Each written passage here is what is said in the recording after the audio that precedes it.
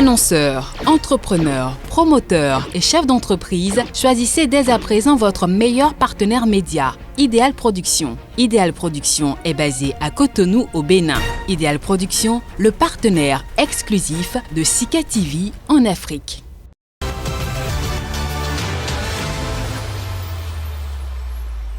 Bienvenue à tous, mesdames, messieurs. Il y a 5 ans, soit en 2016, plus précisément le 6 avril de la dite année, le président Patrice Talon, devant un peuple tout ému et majoritairement conquis, aura fait rêver, promettant alors se mettre résolument à son service et non se servir. Quelques mois plus tard, l'allégorie du repas sur le feu aura davantage fait saliver une jeunesse en butte au chômage et des femmes au palier prétendument désespérément vides. À l'arrivée, donc au bout du rouleau, des lauriers mérités au président, candidat à sa propre succession. Mesdames, Messieurs, des éléments de réponse avec nos invités du jour.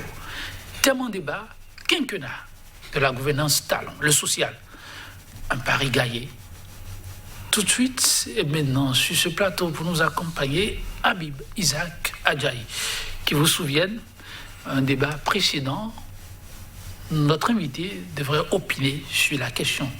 On a promis de revenir là-dessus et c'est bien l'exercice que nous faisons aujourd'hui. Le coordonnateur national adjoint de Talon Caution 21 a donc honoré le rendez-vous.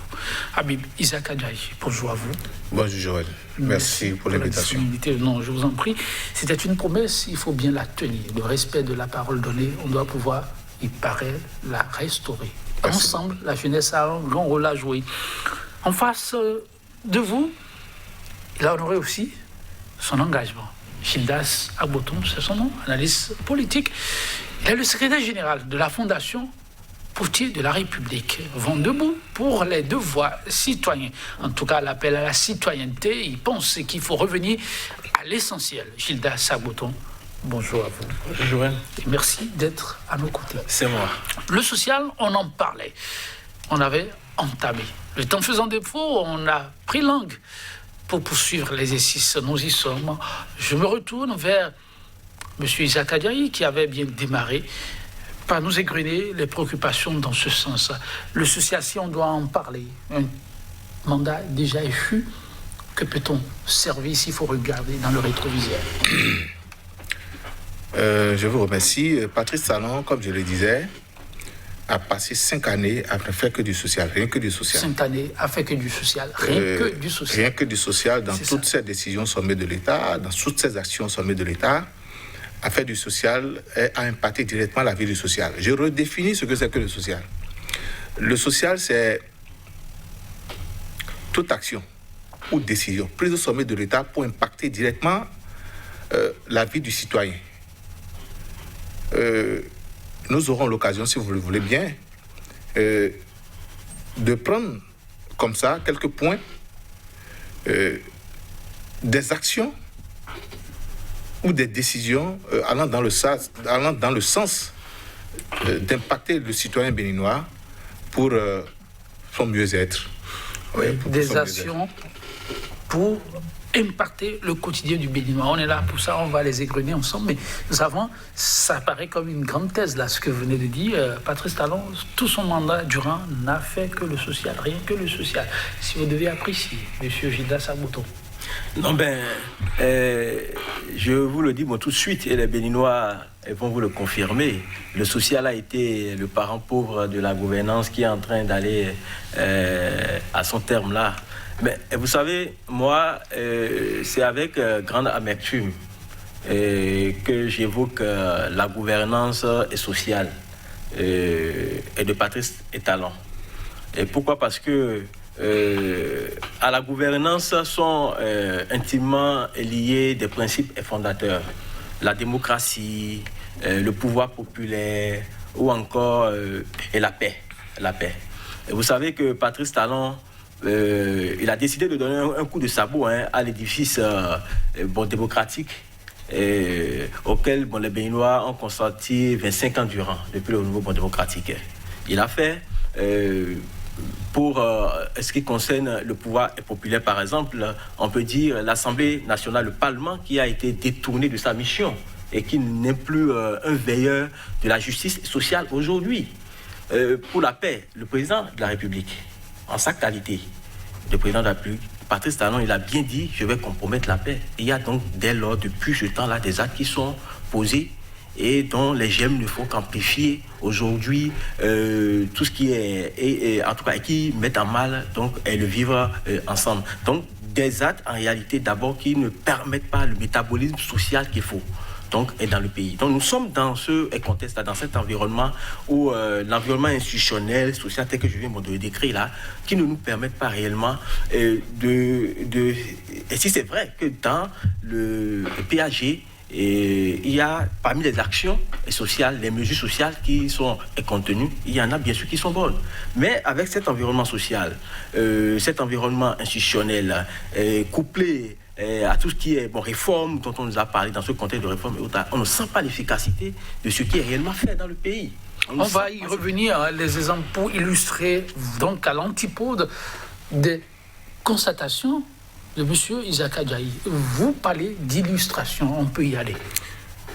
Oui, je vais répondre. Je comprends que, mon ami, je suis d'accord avec vous. Il y a le bilan social, le matériel et l'immatériel. Ce que vous avez évoqué tout à l'heure. Je peux vous garantir, je peux vous rassurer et le démontrer ici, sur ce plateau, que dans l'immatériel, que Patrice Talon a pensé aux Béninois. Sur le plan politique, n'oubliez pas qu'en 2019, je crois, il a organisé le dialogue social. Quand vous parlez de paix, il va compromettre la paix. C'est un acteur, un veilleur du vivre ensemble. Il est soucieux de la cohésion, du mieux vivre ensemble des Béninois. Et y compris que, aujourd'hui, vous n'êtes pas sans oublier que dans la volonté de ne pas bien faire les choses, d'un certain parti politique il n'y a pas longtemps, c'est encore lui qui s'est engagé devant le peuple, a dit qu'il va s'impliquer, même si les gens, dans leur volonté de ne pas vouloir bien faire les choses, qu'on puisse leur donner le récépissé, histoire de leur permettre de participer aux élections. Mais qu'est-ce que vous voulez? La paix n'a pas un seul sens, ça va dans les deux sens. Si moi, je suis un acteur de paix et je travaille, et que vous ne faites rien pour m'envoyer le retour, comment est-ce qu'il y aura paix? Le président de la République s'est évertué tout le temps à se préoccuper du bon vivre ensemble des Béninois. À ce qui est, tout au moins, dans le milieu politique, vous n'êtes pas sans savoir que la paix, ça part d'abord du milieu politique avant de descendre dans le bas peuple. Si ça n'a pas été une réalité... Oui. La main sur le cœur, pensez-vous que les Béninois sont plus unis aujourd'hui qu'hier?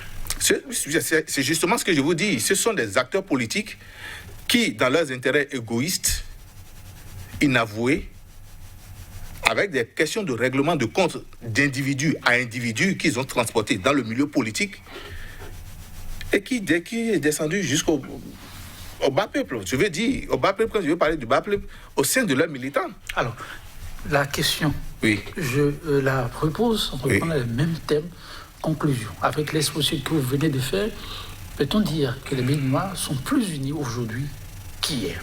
Les avis sont partagés, moi je vous dirais oui. Oui, parce que je vois que quand on sort du cadre politique, entre nous, le bon vivre est là.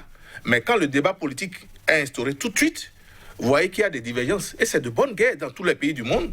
Donc, chacun on ne peut pas dire que le vivre ensemble est en difficulté. Le vivre ensemble n'est pas en difficulté, c'est les intérêts politiques et le débat politique aujourd'hui qui divise peut-être certains les uns des autres. Sur le plan de l'immatériel qui est aussi important, permettez que je pose la question à votre vis-à-vis. Le vivre ensemble aujourd'hui au Bénin est-il en souffrance? Non, pour des gens qui sont réellement au Bénin, comme vous et moi, il y a un malaise profond. Il y a un malaise profond et il faut le dire. Il y a davantage des actes qui amplifient, j'allais dire, la mise en mal de ce vivre ensemble-là. Et moi, personnellement, j'en appelle à l'attention, disons, du chef de l'État, pour dire c'est à lui on a confié la destinée. Et parce que il y a, comme il est en train de le dire, ce vivre ensemble là qu'il faut voir sur le plan peut-être politique. Mais attention, vous n'êtes pas aussi sans voir que les inégalités aujourd'hui dans le pays ont tellement fait que le creuset, en tout cas, il y a un écart, je voudrais dire, il y a un écart entre les différentes couches et sociales. Et cet écart, c'est-à-dire qui varie d'une région à une autre, d'un milieu à un autre, avec tout ce que cela a encore de politique, tel qu'on est en train de le dire là, de par la position des différents bons acteurs, ça interpelle et ça nous dit qu'il faut beaucoup faire attention. Et là, même encore, je le dis, quand vous voyez tout ce qui est action sociale est menée et qui ne nous permettent même pas d'entrevoir de mettre perspectives pour le pays, il y a lieu et de craindre pour l'avenir du pays. On vient au matériel, donc pour apprécier monsieur Isaac Ayadi, vous pensez qu'il y a beaucoup à se mettre sous la dent sur ce plan? Oui, je vais énumérer quelques points par hasard. Vous savez, il y a plus de 2 millions de Béninois qui bénéficient aujourd'hui d'actes de naissance. Ça, c'est du social. Si vous ne le savez pas, moi, je vous informe. Et les femmes, nos mamans, sont au marché. Quand je veux parler d'actes de naissance, ce sont des citoyens qui ne peuvent pas faire de carte d'identité, qui ne peuvent pas faire des activités. En réalité, ce sont des Béninois, non Béninois, qui aujourd'hui ont une identité et que le Béninois, que le père de l'État, son gouvernement a demandé de recenser à travers le projet RAVIP et de restaurer, à qui il a décidé de restaurer leur nationalité, leur identité. Là, c'est très important. La construction des marchés, ça fait foison, des marchés de qualité, de haute qualité, avec des centres de santé aujourd'hui, c'est du social, histoire de permettre à nos mamans, à nos épouses de sortir de la précarité dans leur lieu de travail, de leur commerce, d'assainir leur milieu de vie. Et la digitalisation d'actes administratifs, ça, c'est du concret. C'est du social, directement. Vous savez, vous connaissez Sinandé. Si on doit quitter Sinandé, encore qu'aujourd'hui, la voie en chantier, en bitume, si on doit quitter Sinandé il y a 4 ans, 5 ans, traverser Fort-Bouré, Siki, Fort-Bouré, venir à Guékessou Sud, venir à Parakou pour demander un certificat de nationalité qu'on ne peut pas avoir le même jour, retourner et revenir 2-3 jours après, peut-être une semaine après, c'est quand même 15 000. Donc c'est le social aujourd'hui. Dans ton lit, on peut demander un acte administratif, l'imprimer et faire le petit règlement, ce qu'il faut payer normalement au tribunal de Parakou, par exemple, de payer à partir de son téléphone ou de son ordinateur et régler ce problème-là, et histoire de permettre à ce que vous puissiez avoir l'acte, vous faites ce que vous voulez faire. Et je vous dis, la bonne gestion des catastrophes naturelles, des débordements du Mono et autres, de l'OME à des moments donnés. Là, c'est du social. Le gouvernement a toujours été au chevet de cela. Les logements sociaux, allez-y à Ouedo, voir ce qui se passe. Ce n'est pas ce qu'on a vu ici il y a quelques années. De vrais bâtiments, de bons bâtiments, des bâtiments qui respectent l'identité du Béninois. Ce n'est pas des éléphants blancs, c'est sorti, c'est là, les images sont là. Le PSIE, le programme spécial de l'insertion des jeunes, initié par le président de la République, pour donner de l'emploi aux jeunes. Là, c'est du social, parce que l'employabilité de la jeunesse, c'est très important aujourd'hui. Il n'y a pas que ça, le cadre de vie est complètement assaini aujourd'hui. Et avec la création d'emplois, ce sont des Béninois, des artisans béninois qui travaillent sur tout ce qui est en train d'être fait dans leur cadre de vie. Je veux parler de l'asphaltage, etc. Les ordures qui sont dans le Grand Nokoué aujourd'hui, vous vous réveillez le matin, tous les matins, les orduriers passent, vous déblayez vos maisons des ordures, histoire de vous permettre d'avoir une santé plus améliorée et d'éviter de se faire piquer par les moustiques. C'est quand même très bon. Le Dune Business dans l'auto-emploi, aujourd'hui, avec la note que le Bénin a, fait partie des meilleurs pays sur le plan mondial en matière de création d'entreprises, et tout ce qui est écosystème aménagé autour de cet instrument. Aujourd'hui, quand même, il faut reconnaître que c'est du social. C'est du social. Ce n'est pas le microcrédit à la FIA. Avant, ce sont nos mamans qui allaient vers le microcrédit. Aujourd'hui, le chef de l'État s'est évertué avec son gouvernement pour que le microcrédit, l'argent, aille vers le client vers nos mamans afin que cela se passe. La bonne gestion de la crise de Covid-19, de la pandémie, avec tout ce qui a été organisé. Vous ne pensez pas que le président de la République et son gouvernement, que ça c'est du social? Patrice Talon a fait du social tout le temps. La justice pour tous. Moi, j'ai vu des ministres pratiquement à la limite chassés du gouvernement ici. J'ai vu pour des questions avec la justice, j'ai vu des préfets en prison, j'ai vu des maires qui séjournent encore en prison, j'ai vu des hommes d'affaires proches du pouvoir en prison. Mais pourtant, on n'a pas parlé de la chasse aux sorcières quand il s'agit des membres de la mouvance. Mais ça aussi, c'est le social, parce que le voleur de poulet, si on doit l'amener devant le juge, il faudrait que le gangster à col blanc aussi puisse pouvoir répondre de ses actes devant la justice. Ça aussi, c'est le un chapelet d'éléments, permettez que votre vis-à-vis réagisse. On y revient. Oui, tellement d'éléments, vous l'avez suivi. Réaction. Vous savez, le social, ce n'est pas que tout ce qu'on est en train de... ce n'est d'ailleurs pas cela. Ce qui est cité là, et pour qu'on nous dise, par exemple, qu'on est en train de donner des actes de naissance, certes, c'est des documents qui sont indispensables pour des citoyens. Mais l'acte de naissance aujourd'hui au Bénin n'est pas gratuit. Vous devez payer. Pour avoir votre carte biométrique, il faut dépenser jusqu'à 11 000 francs. Ça, c'est ce que le gouvernement de Patrice Talon il a institué. 11 000 francs aujourd'hui. Donc, si vous êtes 5 dans votre ménage, vous devez dépenser 55 000 francs dans le Bénin d'aujourd'hui. Vous pensez que c'est normal et que ça, là, c'est du social. Quand on doit vous êtes mal renseigné. Excusez-moi. Ça, c'est des réalités. Mais il y a des services sociaux de base. Vous en avez cité. Bon, par exemple, quand je prends les logements et sociaux. Mais les logements et sociaux, c'est après 5 ans qu'il y a quelques-uns qui sont en train de sortir. Patrice Talon nous a promis de construire des logements sociaux, un certain nombre, durant son quinquennat. Il n'y a même pas encore un qui soit livré et occupé par les Béninois. Ça, c'est des réalités que nous vivons. Mais pendant tout ce temps, qu'est-ce qui a été fait? Comment les Béninois ont vécu sur ce plan-là? Ça là, c'est une question qu'il faut se poser en tant que citoyen. Vous parlez de l'éducation. La réforme de l'école aujourd'hui, quand Patrice Talon et son gouvernement ils l'ont fait, cela a donné comme résultat quoi? Des enfants avec des salles de classe qui sont restés toute une année sans des enseignants. C'est ce que cela a donné. À l'université où, je crois, il a été, le vendredi, est passé pour rencontrer les étudiants. Pendant 5 ans, en tant que président de la République, il ne s'est jamais présenté devant eux. C'est en tant que candidat maintenant qu'il est allé devant les étudiants parce que peut-être il considère que c'est une usine de bavardage. Donc il faut aller faire une formalité de bavardage avec eux. Il y est allé pour discuter quoi avec les étudiants. En réalité, société et le voir. Mais pendant ce temps, sinon avant même, d'y aller, il y a des décisions qui ont été prises pour corser l'accès aux bourses, rendant difficile les études pour bon nombre de Béninois. Ça, c'est la réalité. Sans oublier aujourd'hui toutes les tracasseries que les enfants, les étudiants doivent faire pour avoir accès au cabinet universitaire. Mais vous avez parlé de la digitalisation. On nous dit que l'économie béninoise, elle se porte pour eh bien, mais pourquoi on ne sent pas cette redistribution dans un secteur comme le numérique? Aujourd'hui, l'Internet revient cher aux Béninois. Et pourtant, c'est un service aujourd'hui qui est important pour chaque citoyen. Et on paie doublement. Sinon, cher, est-ce qu'on consomme en tant que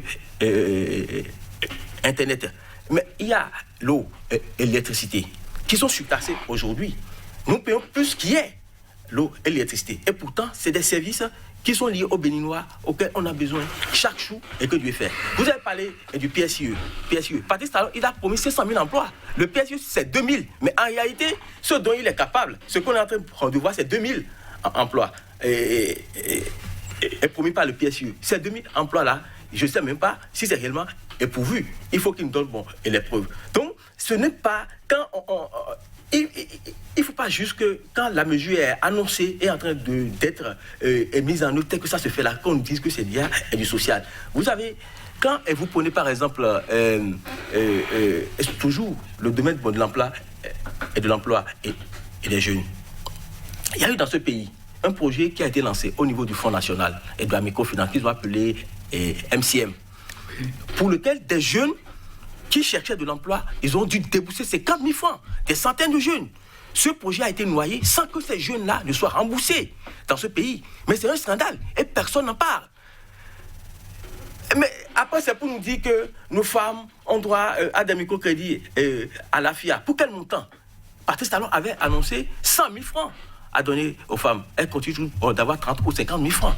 Et vous le dites qu'il y a eu du social. Donc on n'a pas je reconnais qu'il y a eu quelques actions par-ci par-là qui ne sont pas si mauvaises et que ça. Mais globalement, pour juger, pour dire, c'est que le social, Patrice Talon, il a échoué pour là-dessus. Et il faut avoir l'honnêteté pour de le lui dire. Pour que s'il y a un second mandat, s'il devait faire un second mandat, qu'il fasse l'effort de rectifier et le dire. C'est très important. Même pour la Covid, je vous le rappelle, il y a eu un premier geste qui a été fait. Et il devait revenir sur le terrain pour ceux qui sont restés. Et la deuxième vague, ça n'a pas été fait jusqu'à ce jour.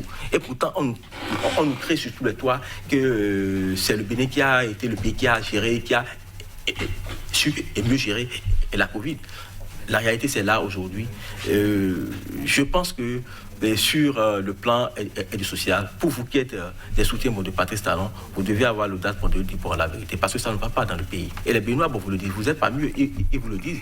Il faut que vous soyez solidaires de ce que nous disons, de ce que vos sœurs, vos femmes, vos jeunes frères, de tout cela, de ce qu'ils disent, que ce soit au sud, au nord, à l'est, à l'ouest, au centre du pays, que vous soyez solidaires pour cela, pour dire la vérité au président et Patrice Talon et à son gouvernement, afin que le tir soit rectifié. Vous n'avez pas l'impression que c'est ce qui se fait? Pas du tout. Je pense que comme vous le constatez, comme moi, que ce soit sur les plateaux ou encore quand on est en face peut-être des groupes de jeunes ou de femmes, c'est toujours cette même litanie de ceci et de cela. Mais dans la réalité, ce n'est pas ça. Et le savent très bien. Il faut qu'on quitte ce théâtre-là. Je pense que l'échec, c'est à son niveau. Je vais lui expliquer.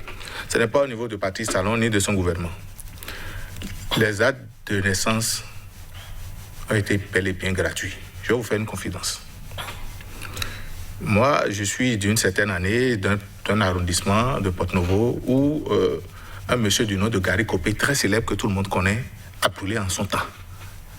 Avant la décentralisation, ça doit faire plus vieux, peut-être 30 ans, un célèbre délinquant. Donc, mes documents ont été brûlés dans les documents qui ont été brûlés dans cet arrondissement. C'est une confidence que je fais, c'est aussi un témoignage. Vous savez, pour que moi je fasse, chaque fois, je renouvelle ma carte d'identité, mon passeport, c'est la croix et la bannière, où on me délivre un certificat de non-existence date de naissance. À vous? À moi. Allez vous renseigner à la mairie de Porto-Novo, au tribunal. Moi, j'ai bénéficié, je n'ai pas payé 11 000. C'est une diffamation, c'est grave. Bon. Ce n'est pas tout. Non, il faut le dire. C'est le citoyen qui a bénéficié de ça ou... C'est le citoyen. Ou il y a le militant. Mais quel militant qui me connaît et où? Non, personne ne me connaît. Isaac Adjaï, personne. Non, personne. TC21. C'est TC21. Avec l'accompagnement financier pour le chef de l'État. L'accompagnement financier pour le chef de l'État. Personne ne me connaît. Sérieusement. C'est le citoyen qui parle. Non, je vous parle sérieusement. Ok. Vous dites la vérité comme l'autre. Qui est l'autre? Moi, je vous dis la vérité. Pourquoi sourire? Je pose juste la question. On a entendu des gens dire qui ne disent que la vérité, mais que... Laissez-moi continuer. Non, allez-y. Le PSIE, oui. Le chef de l'État, est-ce qu'il a promis 5 000 emplois pour le PSIE? Même si le PSIE fait 2 000 emplois, le chef de l'État a fait du social en aménageant votre cadre de vie. Les routes, l'asphaltage. Ce sont des Béninois qui travaillent là. Ne voyez pas l'emploi toujours comme celui qui doit être en costard, cravate, bien tiré pour travailler. Si vous avez eu la chance d'aller à l'université, c'est bien. Mais nous avons des concitoyens qui ont appris un petit métier, qui sont aussi des Béninois et qui ont besoin d'emploi. C'est tout ça qu'on appelle emploi. L'emploi, ce n'est pas seulement moi, sorti de l'université, encore qu'avec ce système-là qui est en train d'être reformé, où le système dont on parle forme pour le chômage et que le président Patrice Talon, avec son gouvernement, est en train de réformer pour que désormais, vos enfants, en sortant de l'université, puissent directement s'auto-employer ou être consommés par les entreprises. Là, c'est grave ce que vous dites. Ah oui, sur cette question, est-ce qu'on peut dire aujourd'hui qu'avec Patrice Talon, le taux de chômage a sérieusement reculé? Mais, je n'ai pas les statistiques, mais je peux vous garantir une chose. Oui. Nous avions eu des rapports où le nombre d'emplois qui a été créé en 5 ans bat tout au moins le record du précédent gouvernement. Sérieusement? Mais sérieusement, vous êtes journaliste quand même. Les chiffres? Je vous dis, je n'ai pas les chiffres en tête. Non, mais vous ne pouvez pas dire ça. Non, mais écoute, vous pouvez vérifier et organiser un autre plateau pour ça. Les chiffres sont là. Les chiffres sont là. Les chiffres sont là. Je suis disponible pour répondre à un autre plateau. Mais ce n'est pas... Laissez-moi finir de lui répondre. Vous parlez des étudiants. Si le président de la République, vous pensez le président de la République, s'il n'a rien à dire aux étudiants, il dira voir les étudiants juste pour le plaisir de les voir. Pendant 5 ans. Pendant 5 ans, moi, je ne l'ai pas vu chez moi dans ma commune. À part la tournée dont ma commune a bénéficié de la présidence du chef de l'État. Moi, je ne l'ai pas vu pendant 5 ans. C'est une table de la gouvernance là. Mais vous pensez que le président, pour avoir fait 10 ans, laissez-moi finir. Pour avoir fait 10 ans, il n'a pas mis pied une seule fois dans ma commune. Il est passé en l'air tout le temps, il a traversé ma commune, il a regardé du ciel. Lui, au moins, il a fait tout le Bénin à véhicule en voiture. C'est un mérite. Je n'ai pas fini, je suis en train de vous répondre. Pourquoi vous parlez des cabines universitaires et consorts? Les réformes qui sont engagées. Patrice Talon ne peut pas inventer sans avoir évalué, sans avoir projeté. Il est très méthodique. Vous devez comprendre qu'aujourd'hui, le problème universitaire est au-delà de ce que vous voyez ici. Vous comprenez?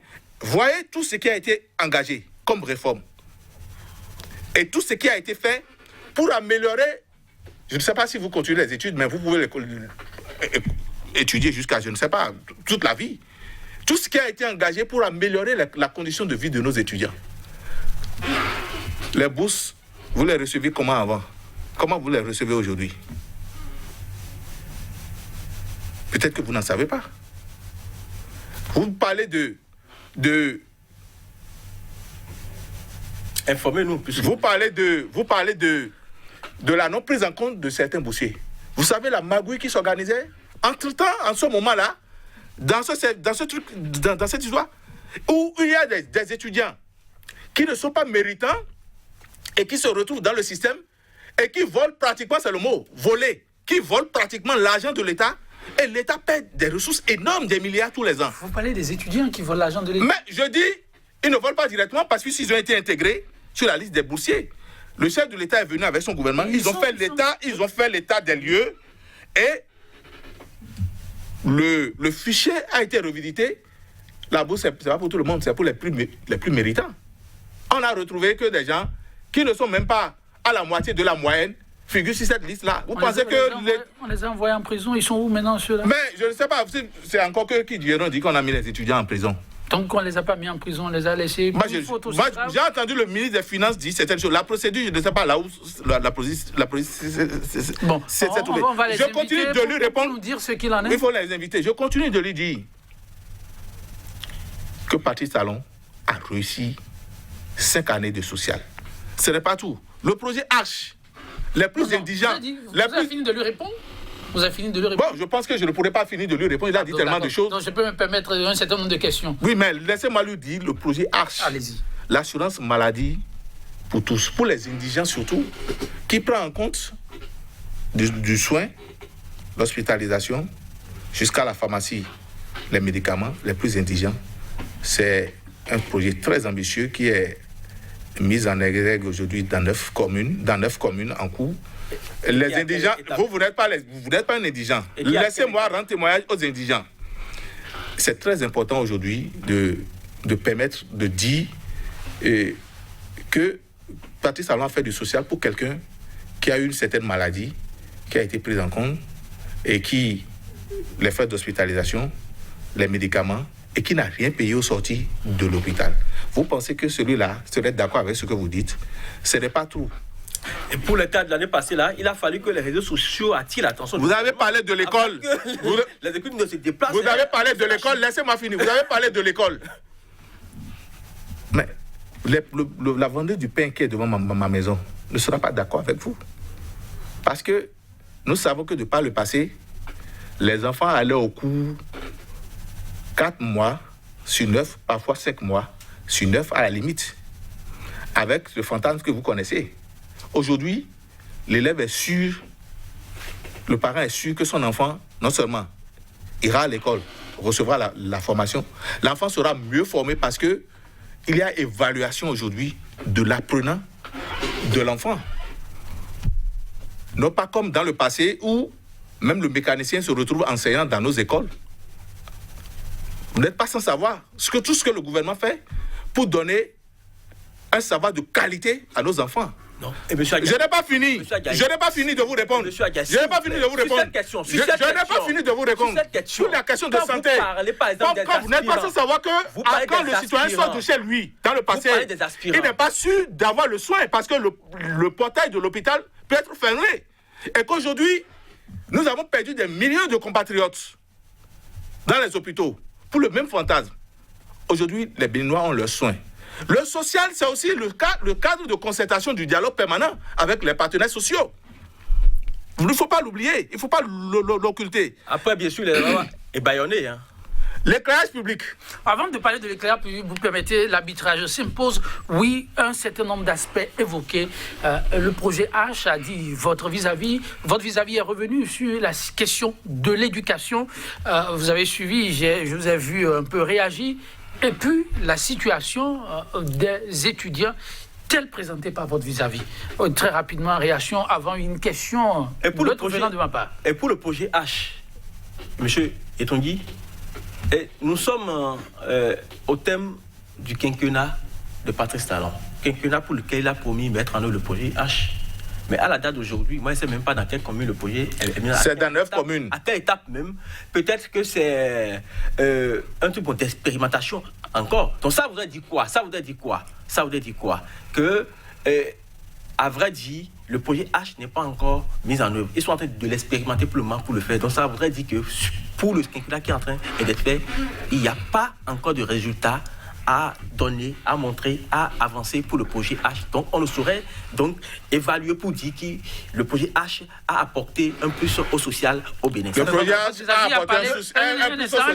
Vous ne savez peut-être pas. Je vais vous informer. Vous en avez parlé tout à l'heure. Votre vis-à-vis a quand même évoqué la situation des indigents. Il dit, vous n'êtes pas indigents, mais les indigents, eux, ont pu bénéficier de beaucoup d'attention. Et quel indigent Vos compatriotes. S'il vous plaît, laissez-le répondre. Monsieur Agaï, on a vu des gens au CNHU qui, après avoir été soignés, ils ont passé des mois. Il a fallu la période. Vous avez oublié qu'il a été libéré. Des activistes des réseaux sociaux ils ont saisi du dossier et ont commencé par relayer ça sur les réseaux sociaux. Avant que le gouvernement ne se réveille donc de son sommeil. C'est faux. Pour se dire. C'est faux. Pour savoir qu'il a un rôle à jouer. S'il vous plaît. Parce que c'est juste. Ces faits sont des faits évidemment relayés. C'est après la campagne qui a été faite sur les réseaux sociaux qu'on a vu les ministres se dépêcher aller au CNHU pour faire le semblant de social de fin d'année là. Et c'est à la suite de semblant. Pourquoi parler du semblant? Oui, mais écoutez, quand on a été, les gens, ils ont perdu pour tout ce temps-là. On ne sait même pas dans quelles conditions ils ont vécu. Quand je dis qu'on ne sait pas, c'est que eux, en tant que bon gouvernement, ils ne peuvent pas dire réellement les conditions dans lesquelles les gens ils ont vécu pour tout le temps. Maintenant, c'est quand les citoyens ont commencé par mettre le doigt sur cela, qui sont allés pour dire nous sommes venus de la part du gouvernement pour demander au CNHU de vous libérer sans que vous ne payez aucun sou. Mais on a dit non. Pendant que les gens sont déjà entrés au CNHU et qu'on doit déjà savoir qu'ils sont des indigents, les prendre en charge, de sorte à ce que lorsque les soins sont terminés, qu'ils rentrent et qu'ils ne deviennent pas. Parce que tout ce temps-là, les gens ils sont restés. Nous sommes sur un plateau sérieux. Nous sommes sur un plateau sérieux. Non. Nous sommes sur un plateau sérieux. Et dans aucun hôpital au monde, on ne rentre pas à l'hôpital pour espérer avoir les soins gratuits. Monsieur Isaac Adjaï, laissez-le finir sur des aspects où vous avez évoqués. Et vous avez parlé pour dire que des aspirants, des enseignants aujourd'hui, ils sont évalués. C'est vrai qu'ils sont évalués, mais à quelle fin? Monsieur Adjaï, dites-moi concrètement. Vous êtes fiers que vos frères qui sont enseignants aujourd'hui, ça c'est en termes de masse. À des fins de sortie de la liste des mécaniciens, des maçons et des apprentis, je ne sais pas, des menuisiers qui se sont transformés en tant qu'étudiants, en tant qu'enseignants. Vous n'êtes pas sans savoir. Moi, laissez-moi terminer. Moi, vous n'avez pas le même problème. Moi, j'ai été obligé. Je vous ai compris. Moi, je vous ai compris. Mais sur quoi je veux mettre l'accent pour que vous compreniez. Il n'y a pas un régime qui a précarisé l'emploi des jeunes comme celui de Patrice Talon. Les enseignants que vous voyez là, c'est des gens qui sont au moins à 20 heures par semaine, donc 80 heures le mois, mais qui sont payés pour certains 85 000 francs, pour d'autres à 105 000 francs au maximum. Et pourtant, quand Patrice Talon est venu, il a promis bien et mieux que ça. Vous avez le pétrole au Bénin? Ah bon? Vous avez l'or? Vous avez le diamant? Non, s'il vous plaît. Vous n'avez pas tout ça. Le gouvernement ne peut que faire. Il ne peut que faire ce qui se faisait et améliorer ce qui est en train d'être fait. Je vous dis que c'est des réformes qui sont en cours. Laissez les réformes aller jusqu'à leur terme pour qu'on puisse savoir effectivement. Vous avez parlé de l'Internet. Vous avez parlé de l'Internet. Mais il est au niveau de l'éducation. Laissez-le finir, vous allez revenir sur ça. C'est le défaut de votre régime, ça. On va faire un peu de la discipline, s'il vous plaît. Quand vous parlez de réforme, pourvu qu'il y ait... Mais vous l'avez élu à 65% de changement sur les réformes. En venant, il était un réformateur, il n'avait rien que son projet de société n'était rien que des réformes. Mais quand vous parlez de l'Internet, l'Internet n'est pas cher au Bénin. Je vais vous renseigner, l'Internet n'est pas cher au Bénin. Mais quand vous fantasmez... Monsieur Adjaï, monsieur Gossou, faisons en sorte d'être un peu plus disciplinés. On se reprend et on fait ceci désormais. L'Internet n'est pas L'Internet n'est pas cher au Bénin. Je n'ai pas fini de parler. Je dis, désormais, on fera comme ça pour le reste du temps. Monsieur Adjaï a la parole, on le laisse finir. Monsieur Gildas a la parole, on le laisse finir. Et ensuite, on va ensemble conclure. Vous continuez. Ben, je disais, quand on prend les enseignants aspirants aujourd'hui, parce qu'il dit que, oui, que les enfants, ils vont au cours maintenant 9 mois sur 9. C'est vrai, c'est bon. Mais à quel prix? À quel prix? On n'a pas forcément besoin de retirer le droit de grève, par exemple, aux enseignants pour y arriver. On n'a pas retiré le droit de grève. Si, ça a été retiré, ou du moins ça a été restreint.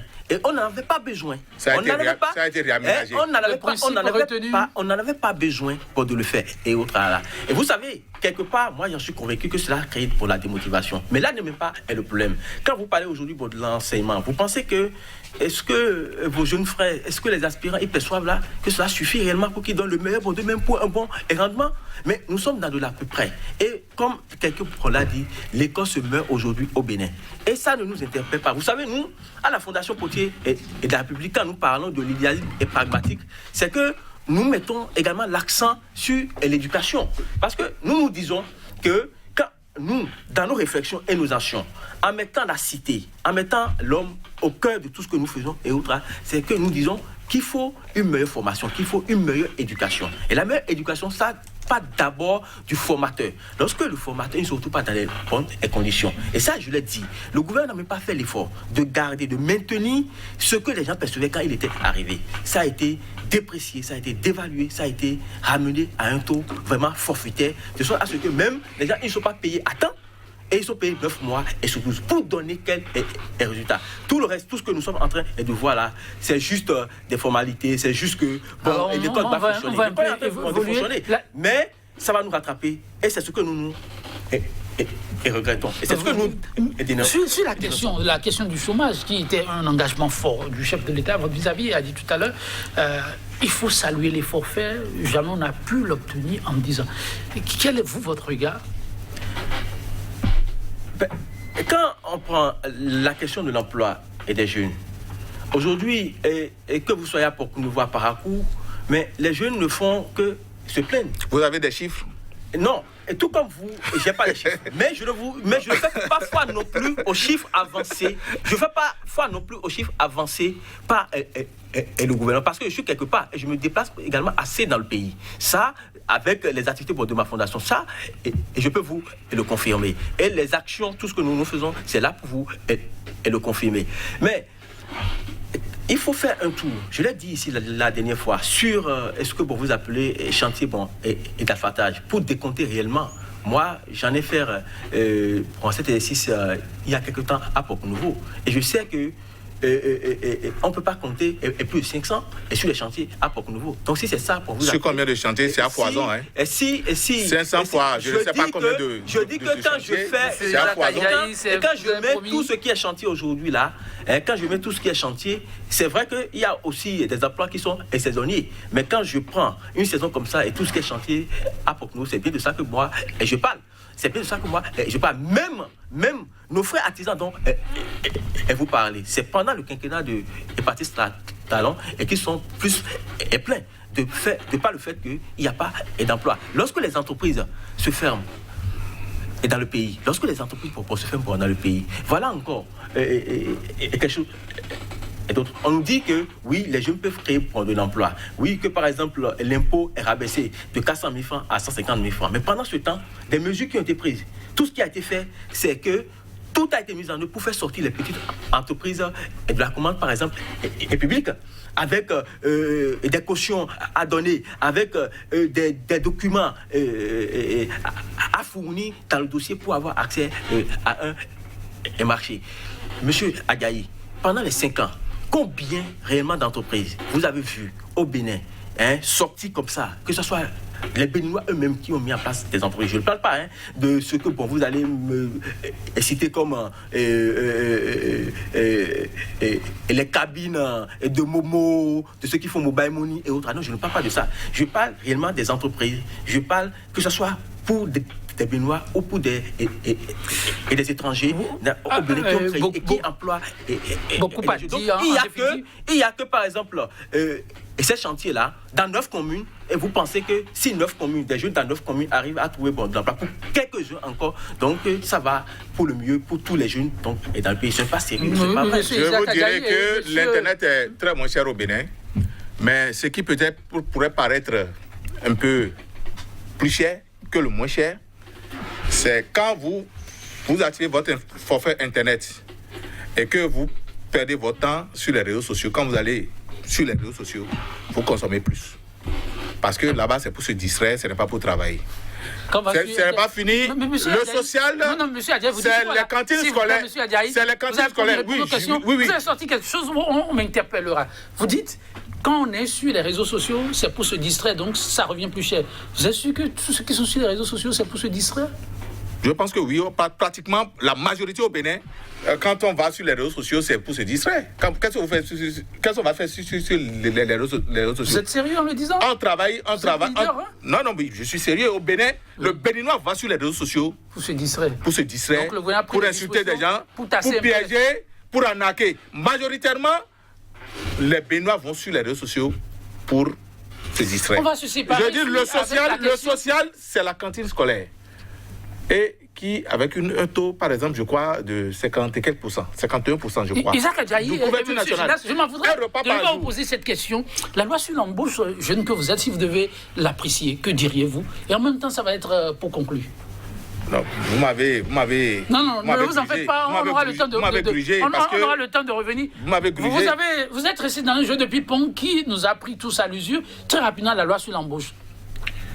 Il faut me réinviter pour qu'on puisse. Ne vous en faites pas, vous reviendrez. Non, la loi sur l'embauche, c'est une excellente loi. Et tout n'est pas parfait à ce niveau-là. Son grand mérite? Le grand mérite de quoi? De la loi. Non, je vous dirai, puisque vous voulez m'inviter à nouveau, je vous dirai simplement que la loi sur l'embauche est une excellente loi, mais au moment opportun qu'il faudrait relire. Qu'est-ce qu'il y a de drôle?